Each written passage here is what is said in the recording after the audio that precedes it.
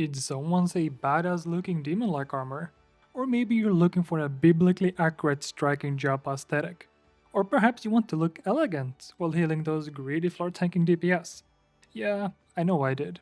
And so do you, I hope, because you clicked on this video and we're both suckers for a good glam. This is the endgame, right? Fashion is the one, only true progression. So you boot up the game, open a party finder and... Wait, what? 24 people for a Cloud of Darkness fight? You remember this boss, right, from the Crystal Tower? You should stand behind her and hit the 1-2-3 combo while half the alliance is tapped out watching Netflix. And then it hits you. Hours long waiting times in a party finder that don't even fill, mechanics that don't just kill you, but mechanics with body checks. We're talking everyone does it right or everyone explodes levels of mechanics. And the kicker, you probably have zero experience in this version of the raid.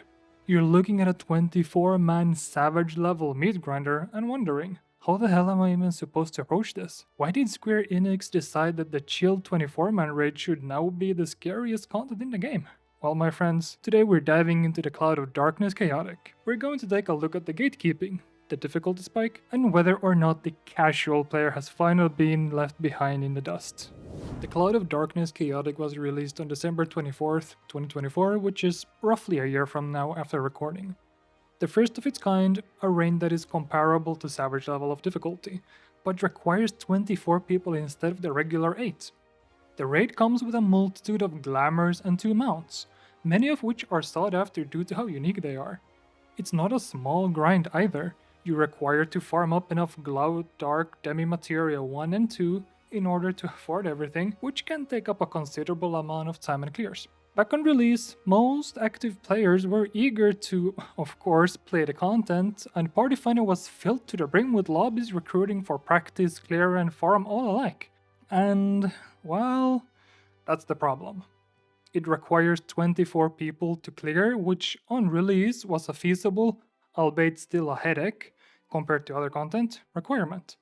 I mean, it was the first of its kind, besides Alliance raids of course. And up until that point, all difficult content in the game was designed and balanced for 8 people, and until recently, 4 people with Pilgrim's Traverse. But 24? Yoshi P, I don't think this had the long-term effect you thought it would.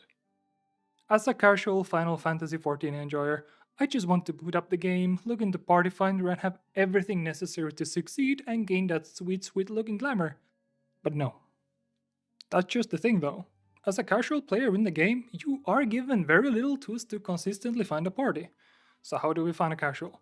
Well, I would say it's someone who plays the game, someone who can sink even multiple hours a day into the game, but never truly venture outside of it.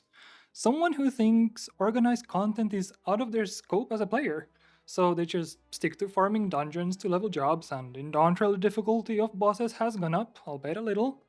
They might even find it fun to try out the extreme trials for the epic looking wing mounts, and that they think the difficulty curve after extreme skyrockets. While true that difficulty does go up, it becomes nothing more than a time sink.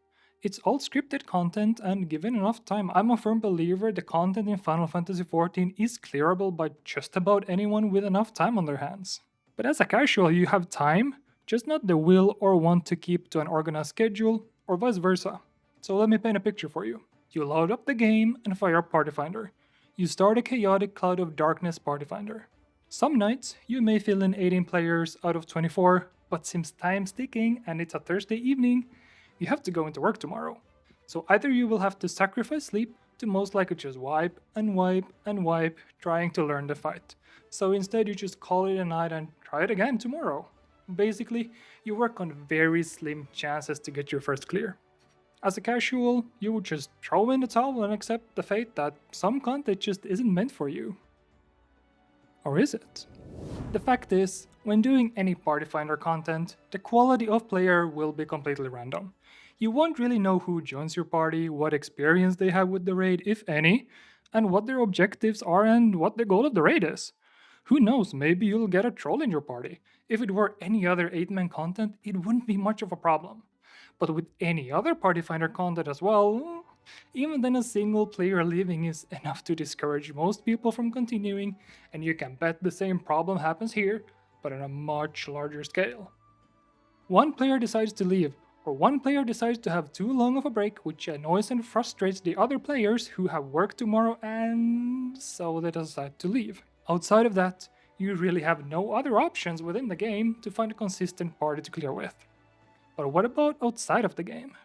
While the answer to your woes are less than ideal, it is the only proper way of escaping Party Finder hell.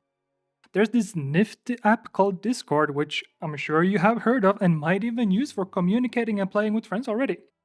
While the community inside of the game at Party Finder is highly inconsistent, the community outside of the game and in Discord are highly consistent and thorough.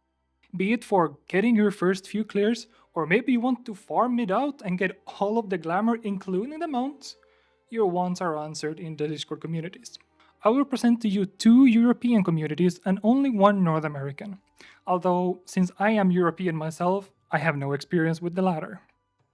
Savage Slimes and Lunar Forest Group are 2 consistent communities on the European side that I have personal experience with. They organize all kinds of Final Fantasy XIV content that is not easily accessible within the game itself, and for this video in particular, they organize chaotic 24-man raids. They are community-inspired groups who just want to clear content and, more importantly, want you to clear the content. There are individuals in these servers who have everything and then some 200 demi-materia who just enjoy helping you get the clear. It's not like you need to know the fight inside and out before applying to join one of the raids. You see, they have 3 main groups, all 3 with amazing and helpful shot callers, so you will never feel lost. One group is for beginners and new people, those who are looking to get their first clear. In these groups, a clear is not always guaranteed because of the complexity of the fight and mechanics. It's encouraged you do some studying beforehand, but come with the expectation to these groups of, alright, time to learn the patterns. Usually most newbie groups from my experience get to Looming Chaos, the swaps. Once you reach Looming Chaos, you qualify for the second type of group, the swap progression. This means you've seen the fight and progressed up to the Looming Chaos part. Usually from there the fight gets easy but still has meaningful progression enough to warrant that being a major progression point. Once you've gotten through that though, it's just a DPS race. Which brings me into their third group, the re-clears. The farms, those who have 5+ clears and are allowed to apply to their farm groups to clear the content together to farm, well, their rewards. Maybe 1 or 2 hiccups here and there happens for sure, but mostly you know the fight. And for the North American group, it's called Radar. While I have no experience with them, the research I made before this video tells me they're quite reputable. But then comes the rewards. Rewards for effort. You look outside of the game to access a group that is consistent and has the same goals, but you're still looking outside of the game for this. All for what exactly? Well, here goes. Unique looking glamour. Really, it's unique, as there's really not any other glamour that comes close to what they offer here, and we all know this is the true endgame. Then there's the 2 mounts. One which is untradeable and is the real grind of the content. The other, which can be sold in a marketplace. Maybe there's a guild angle you can go for with this if you're looking for your first large house. Just kidding, nobody wins those ladders anyways. Then one of the prettiest hairstyles, of course. Of course they lock it behind the annoying 24-man content that's only achievable by luck in the Party Finder or having to look for it outside of the game. Or pay in the marketplace for it. And then there's... wait, that's it? Well, there is a minion. Then that's it for the rewards. No unique idle animations, no unique sprinting animations, no unique emotes, no unique housing items. To be fair, it's a very long grind to get every reward from this raid anyway.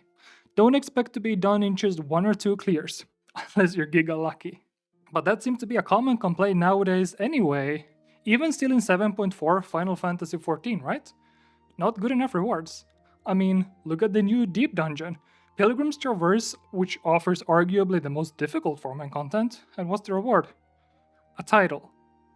Unfortunately, I don't see the reward structure of the game change meaningfully anytime soon. Reason being, it's an infrastructure problem. And hey, if you're watching the video this far, I'll have a deep dive video on that very problem coming out in the near future. Then there's also the Midcore Crisis. Part of that was answered by Pilgrim's Traverse and hopefully the reward Criterion dungeons. I haven't dabbled with those yet, however I suspect, while challenging perhaps, the squeeze again won't be worth the juice. I would argue that the 24-man chaotic Cloud of Darkness raid is the perfect flavor of midcore content. It's not just very well received in the game, where the main content has always been 8 people. Unlike a game like World of Warcraft, where they scaled down from 40 man to 24. While the raid has personal responsibility, once you understand the script, you're supposed to follow it, it's not very difficult at all. You have ample time to adjust, ample time to be where you're supposed to be, and ample time to do what you're supposed to do. But then, what was the idea behind 24-man content in Final Fantasy XIV that has personal responsibility and raid-wide wipe mechanics? On the other hand, I love that Creative Business Unit 3 had the balls to drop a raid like this. I really do. If there's something that Final Fantasy XIV urgently needs, it's spice. It's different things. Like what? The game has since A Realm Reborn followed the same formula. 2 packs before each dungeon boss, 3 dungeon bosses in total, 1 or 2 ultimates per expansion, 1 raid wing per patch, 2 to 3 hours of story content per patch. It's so formulaic and it's flavorless. So to have had this out of nowhere to spice it up, I'm all for it. But that's not what the community at large thought. Here's a quote. Based on several already existing threads on this same forum, it also manages to simultaneously be the most tone-deaf and worst content this game has ever had. So this OP post sounds a lot like a deliberately vague flame-bait soundbite by someone who just likes to rile people up. If car really is the best thing since ever, at least argue your case for why you think so in more than 2 lines so that the conversation won't immediately derail. Excuse me for that one, that was a long one. From what I understand, when it released, the forums were, and rightfully so, mind you, flooded with posts about negativity around the chaotic 24-man raid. Lots of it was because, oh, it's just a 24-man body check, which can be totally true if you look through it that lens. I'm not here to be a morality police or to tell you the mechanics are good or bad, rather to paint a picture. For those willing, myself included, 24-man raids are brilliant. For those, less so, I would say no. It's too much of a hassle and, like we already covered, just a whole lot of steps to even participate. The community in Final Fantasy XIV has their ways, and it seems for the majority that's not inclined towards something like this raid. Which is fine. I'm happy with how things turned out, that there are these hardworking communities that are the Severed Slimes and Lunar Foray Group and Radar, to make sure people still get their clears. I mean, hell, they have helped over hundreds of people get their clears since they began. And with that, the video is a wrap. I wanted to make this video because this was the exact struggle I had with this raid. I wasn't there for release or on patch day. I missed the gold rush of participating while Party Finder was nothing but chaotic raids. So I wanted to make a little something to hopefully encourage someone out there to get their first clear and get those glams and mounts. And hey, if those communities shut down after you watch this video, which I hope they won't because they're bloody brilliant, I'm sure there will be someone taking their place. Just takes a little bit of Google foo, you know?